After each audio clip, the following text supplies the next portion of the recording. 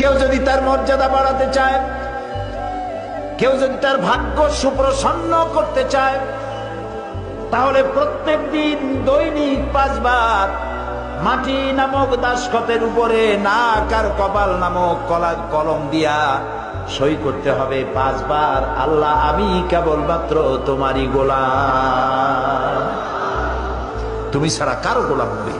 ফজরে একবার, জোহরে একবার, আসরে একবার, মাগরিবে একবার, আবার রাত্রে শুতে যাব তখনও আরেকবার। সর্বত্র আল্লাহু আকবার, আল্লাহু আকবার বলেন সবে, আল্লাহু আকবার। সব ক্ষেত্রে আল্লাহু আকবার। পৃথিবীতে যখন আসছিলাম তখন কানে কি শুনেছি মনে আছে? মনে নাই, তবে আপনারা জানেন। আজানের প্রথম শব্দ কি?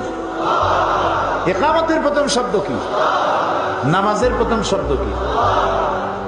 জীবনের শেষ নামাজ সালাতুল জানাজা, প্রথম শব্দ কি? শেষ শব্দ কি?